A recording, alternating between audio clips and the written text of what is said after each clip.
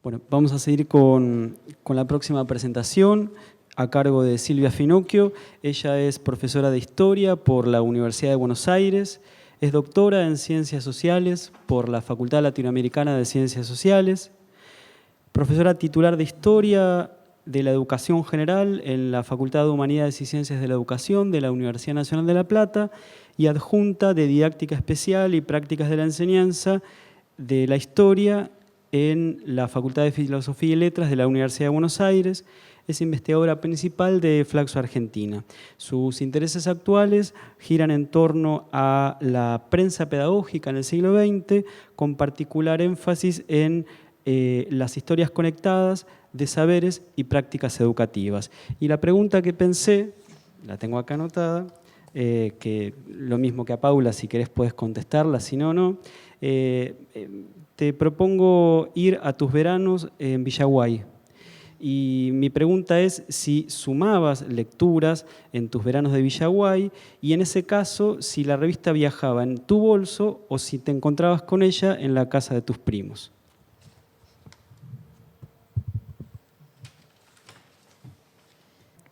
Muy buenas tardes a todos y a todas. Quiero agradecer primero a Paula por la invitación, un gusto, un honor, un desafío también. Y también quiero agradecerle a todo el grupo de investigación de Historia de las Familias y las Infancias en la Argentina por esta posibilidad de esta conversación y este intercambio tan interesante. Bueno, lo que traigo aquí es un planteo que yo diría es más bien historiográfico y tiene que ver con la posibilidad de poder pensar Villiquen como objeto de estudio, pero en formato prensa, digamos, ¿no?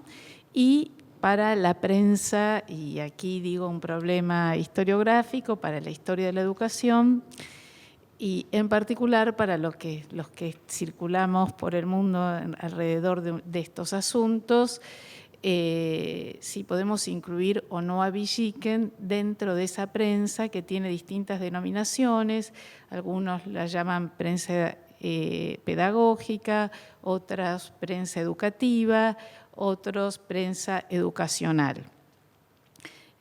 En español, educacional es la denominación que menos problemas trae, digamos, y sería más pertinente, me parece.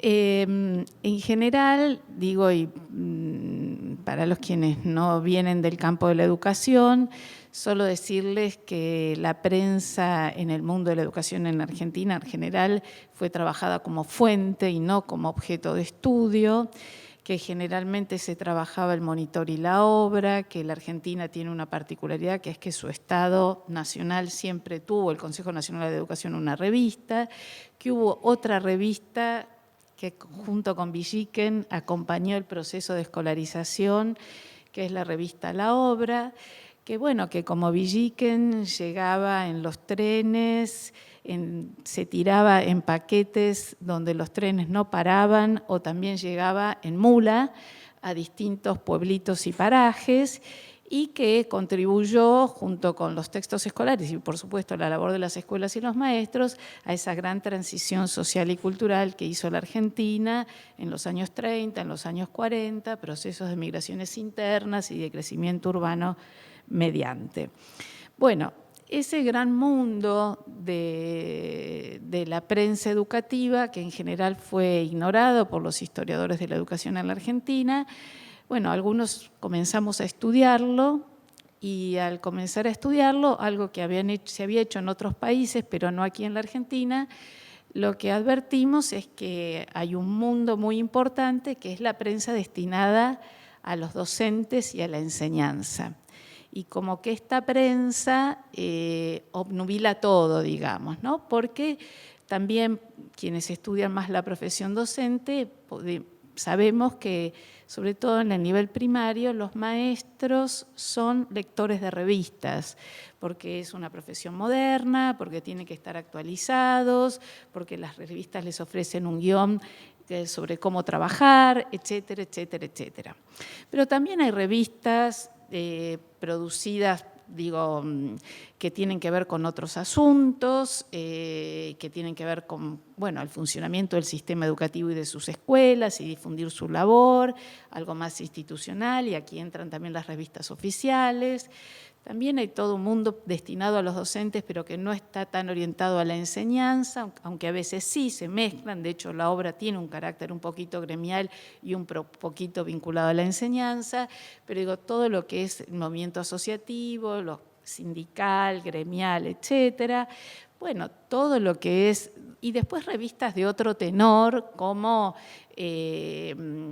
para tipos particulares de educación, ¿no? Educación técnica, educación privada, educación religiosa, y bueno, y podemos seguir avanzando en la categorización, hasta revistas de educación no formal. Pero en el mundo, y acá podría decir sí, que en el mundo, es muy reciente la investigación sobre la prensa de lo que podríamos decir en español escolares, colegiales y estudiantes. Si no son los niños, si no son los niños escolarizados, los niños, los jóvenes escolarizados.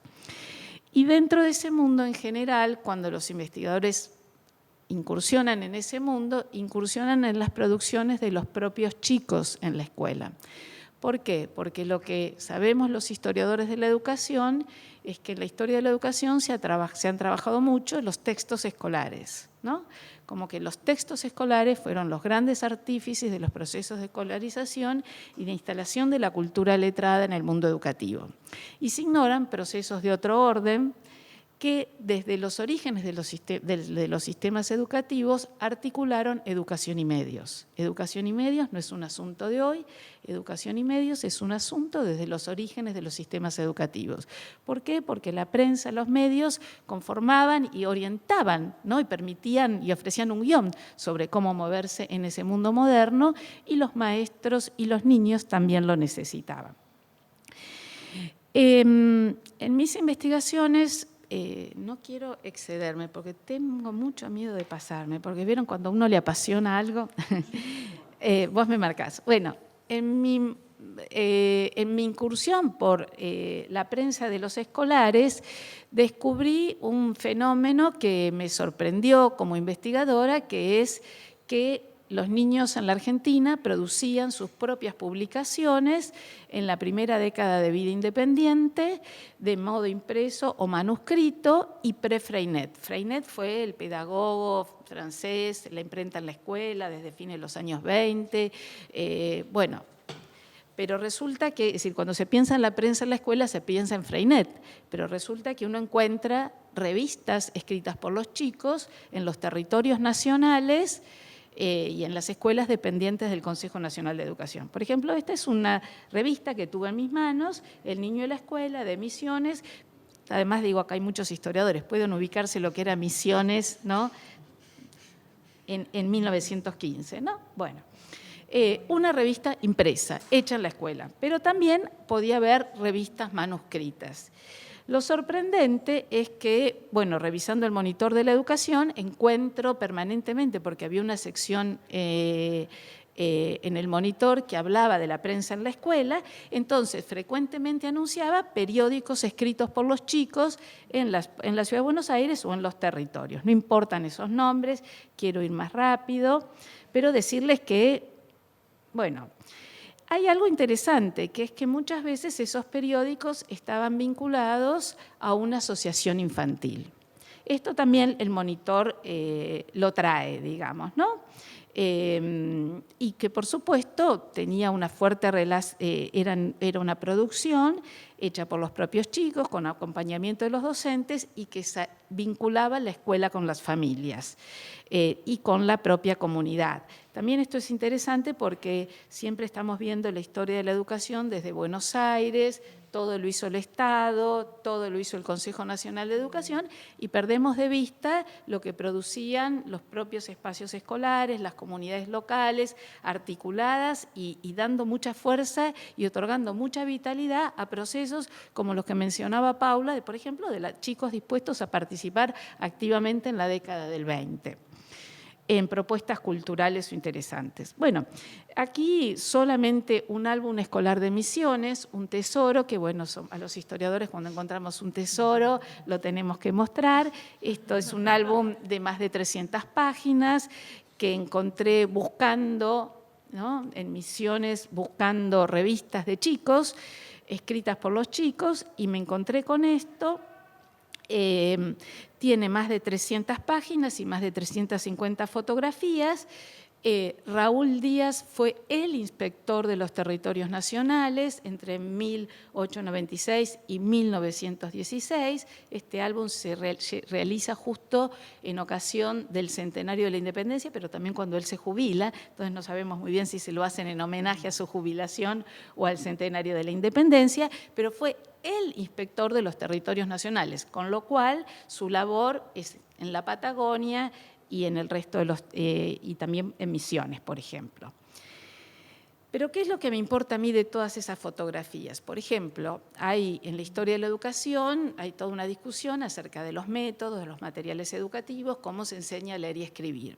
Algo que yo me encuentro como práctica de todas las escuelas de Misiones, porque este álbum tiene un relato escrito por los maestros y los directores, y acompañado de fotografías, escuelas por escuelas, donde narran su labor hasta 1916. Existía algo que se llamaba mesa de lectura. ¿Qué era la mesa de lectura? La mesa de lectura era una mesa, generalmente podía estar cubierta o al aire libre, donde se llevaban revistas y a veces libros, pero generalmente revistas. Una asociación infantil era la encargada de mantener activa la provisión de las revistas. El trabajo allí era supervisado por los maestros. ¿Y qué significaban las revistas en la escuela? Significaba el mundo.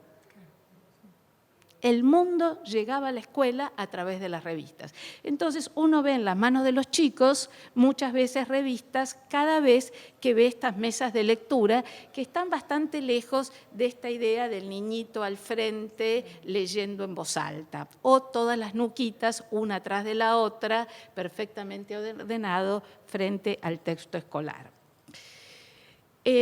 Pero hay algo también muy interesante, que es que se nota que este inspector y todo su equipo colaborador que trabajaba acompañando a los maestros y a las escuelas, logró estipular un asunto que la verdad es que es el único que aparece en el álbum como algo muy, pero muy importante, y quiero decir que todos los relatos de las escuelas se refieren a la producción de este periódico escolar.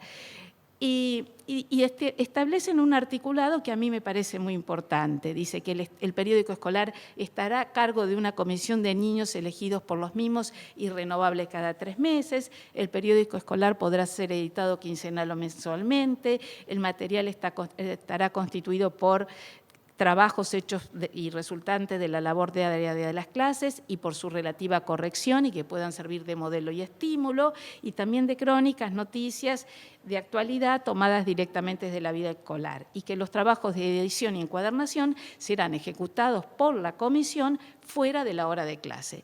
Con esto estoy queriendo decir que la relación entre medios y educación tiene una historia, y una historia muy interesante y también ignorada. Acá, la comisión directiva de la Sociedad Sarmiento, que tenía como responsabilidad producir un periódico llamado Sarmiento. Y acá, la mesa de redacción del periódico Ecoinfantil, ¿no?, donde vemos a los chicos trabajando con la mirada adusta del maestro. 1905, ¿no? Me parece que es bien interesante pensar también en un sistema educativo con inspectores que viajaban, que circulaban, que se nutrían de ideas interesantes, que volvían, que ensayaban, que experimentaban, que estaban al lado de los maestros, que los formaban. Y también me parece interesante replantearnos cuáles fueron los modos de acceso a la cultura escrita en la escuela, que no solo hubo lección y redacción o composición tema la vaca. Pero Digo porque a veces está como muy banalizada la labor de la escuela, digamos, y de los propios docentes. Esta es simplemente unas tapas de unas revistas de la Escuela Serena, las hermanas Cosettini, que bueno, simplemente pongo acá las tapas porque son obras de arte, realmente, cada uno de los dibujos que allí pueden encontrar. Bueno, la Escuela Esteban Echeverría, el maestro Iglesias, también, ¿no? Toda una reflexión pedagógica sobre el tema del periódico en la escuela, ¿no? Y la producción y la escritura libre. Y acá otro periódico que lo traje porque me importa algo, y mucho diría, que es que una mamá de más de 90 años conservó ese periódico.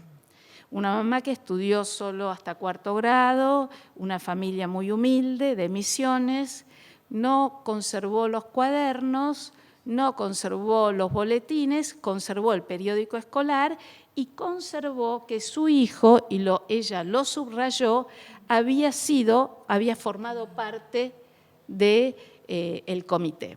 Bueno, quiero decirles también que si uno se pone a rastrear la participación de los niños y de los estudiantes en este tipo de producciones, después siempre nos encontramos con escritores, es decir, que es muy frecuente que estos ensayos luego tengan una historia, digamos, y una historia en las vidas de quienes participaron en ellas. Bueno, entonces digo, bueno, el Villiquen y en el marco de pensar esta relación entre escuela y medios. Bueno, uno podría decir, yo ya lo dije, ¿no? Como historiadora de la educación, y lo escribí, los maestros, los textos escolares, la obra y Villiquen escolarizaron a la sociedad argentina. Entonces, estoy diciendo que Villiquen es una revista que hace al mundo de la escuela. Ahora, para los historiadores especializados en el tema de la prensa, ¿hasta dónde la podemos incluir como una revista educativa? Tenemos que tener algún criterio. Es una revista infantil, no es una revista, dice, para los escolares, ¿no? Directa. Allí se mezclan muchas cosas, bueno, como toda estructura de revista, miscelánea, aparecen muchas cosas allí. Pero entre los historiadores especializados en la prensa educacional tenemos un acuerdo. Si hay un 25% de la revista que está destinado al mundo de la educación, la vamos a considerar y la vamos a incluir en nuestros repertorios como una revista que hace al mundo de la prensa educacional. Otros especialistas, otros campos, otros mundos, otros investigadores lo tomarán de otro modo, pero nosotros que estamos mirando la práctica educativa, la incluimos entonces en nuestro repertorio como objeto de estudio, como posible objeto de estudio. Por supuesto, hay algo que rápidamente analizar los contenidos educacionales de Villiquen, ¿no? Es una cantera infinita. Pero hay algo que sobresale, que Paula lo ha señalado en sus trabajos, pero que yo quisiera subrayar, ¿no? Y bueno, ¿cómo formar a los niños y las niñas? Y es cierto lo de Sandra y que las revistas ilustradas nacieron antes de Villiquen. Pero acá hay algo interesante que inclusive se expresa taxativamente, ¿no? La formación del carácter. La formación del carácter, que era tan importante en un contexto civilizatorio, digamos, ¿no? Y de construcción de nuevas modernidades, acá aparece, y esto es lo muy propio de la prensa, me parece a mí, pero aparece para el mundo infantil, es que esta formación moral no era solo con el lenguaje de la prensa escrita, sino con el lenguaje escrito, sino también visual, y con una riqueza visual impresionante. Entonces, aquí está la revolución de Villiquen, digamos, ¿no? Es educación moral, es educación del carácter, pero es potenciando el lenguaje visual al extremo. Entonces digo, bueno, sí, las buenas y las malas costumbres, cómo comportarse, cómo saludar, cómo convivir en la calle, todas estas cuestiones aparecen. Pero Villiquen, ¿no?, educa con sus miradas. Y acá digo, qué formación moral, ¿no?, este repertorio, pero donde claramente se dice que lo que importa, digamos, de los comités es esta educación moral que yo estoy ahora pensando, digamos, con otros colegas. Siempre estamos trabajando mucho el asunto de la cuestión social, ¿no? Pero también a veces, pensando inclusive en estas revistitas circulando por ese Misiones, ese territorio misionero a principios de siglo, también es interesante pensar cómo se construye cohesión social. Volver, ¿no? Entonces, este amor a los animales, el amor a la yerba mate, el amor a los árboles, cómo se va forjando esa humanidad, digamos, en un contexto bueno, difícil, no necesariamente todo estaba al alcance de la mano, ¿no? Entonces, esta humanidad que se va construyendo desde Villiquen me parece interesante, y acá lo que trabajaba Paula con algo que puede sorprendernos, niveles de participación interesante. Pero no solo era esta cuestión más civilizatoria, moral, de la formación del carácter, sino también la formación nacional. Y también acá, en la formación nacional, hay algo que Villiquen trae y que hace la diferencia, ¿no? ¿Y cuál es la diferencia? La diferencia también está en ese lenguaje visual potente y también está en los guiones a la hora de contar, por ejemplo, la historia nacional. Entonces, no es lo mismo la historia que cuentan los textos escolares que la historia que cuenta Villiquen. Es otra historia, con otros condimentos, con otros atractivos. Simplemente esa carita de ese niño o esa espalda de ese niño que está mirando, digamos, ¿no?, hacia adentro, inmediatamente seguramente suscita ¿no?, el niño también queriendo mirar por esa ventana y ver qué está ocurriendo del otro lado. En esto de la formación nacional también, digo, no solo es esta historia que sabemos toda cómo se fue construida, donde aparecen documentos, pero también hay algo que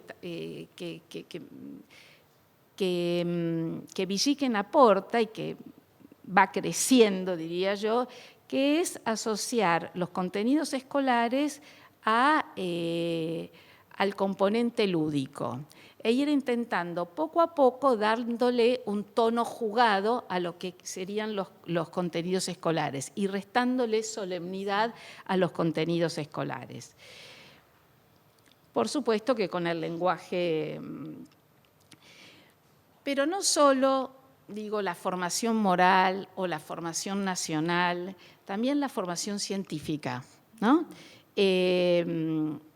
Y la formación científica con esta, ¿no?, con esta picardía, con este tono jugado, con este encanto. Pero bueno, aquí aparecen, ¿no?, los inventores, la historia de los inventores. Y en algún punto, digo, yo sostengo que la cultura escolar es una cultura de mezcla, en donde se mezcla todo, ¿no? Y que la escuela inventa un humanismo científico y nacional, no sé, y que Villiquen colaboró y mucho también a esto, digamos, ¿no? Entonces, la gran pregunta es qué se mezcla en la mezcla, digamos, a la hora de volver sobre este tipo de producciones. Pero, digo, Villiquen no solo es escolar, porque va acompañando las culturas escolares en las mezclas que las propias culturas escolares o la propia cultura escolar va realizando, sino que Villiquen, si bien nació en noviembre, pero rápidamente marca el tiempo social. Y ese tiempo social pasa a ser un tiempo fuertemente escolar y las efemérides tienen mucho peso en sus tapas. Entonces, digo, estoy tratando de justificar Villiquen como objeto de estudio para quienes estudiamos la prensa educacional. Sí, vemos contenidos que tienen que ver con la educación, pero también vemos el tiempo de la educación pautado desde la propia revista y acompañando ese cronosistema social que la escuela en algún punto diseña y forja. Pero también hay otro aspecto que a mí me parece muy interesante, digamos. Son contenidos, son tiempos o un tiempo, pero también hay algo de riqueza importante que tiene que ver con qué otras materialidades interactúa la revista, ¿no? Es decir, nunca es la revista y solo la revista, digamos, ¿no? Y aquí podemos ver desde las enciclopedias, ¿no?, tan importantes y no estudiadas. Estoy dirigiendo una tesista, espero que termine, que está haciendo la historia de las enciclopedias que contribuyeron a la formación de los niños en la Argentina, digamos. Los maestros hoy pelean con Wikipedia, pero en realidad este tipo de bibliotecas o de enciclopedias estuvieron siempre muy a la mano y hay una producción editorial muy rica que requiere ser estudiada. No solo enciclopedias escolares o enciclopedias que aportan al mundo escolar y que, por supuesto, la revista referenciaba, publicitaba, abonaba a interactuar. También, por supuesto, la editorial Atlántida editaba libros, el propio Vigil editó libros y libros para la escuela, pero hay una dimensión más del orden de lo literario, digamos, de formar al lector. Y aquí las producciones, ¿no?, en diferentes décadas, en diferentes momentos históricos, hasta acá, al final, unas producciones ya con actividades escolares, novelitas para los chicos con actividades escolares. Pero otro punto fundamental, digamos, ¿por qué Villiquen se nos aparece como una revista muy asociada al mundo de la educación? Las láminas. En la representación del mundo escolar, alumno que no ve no aprende, si no hay lámina no hay aulas, el sensoempirismo reina en las escuelas.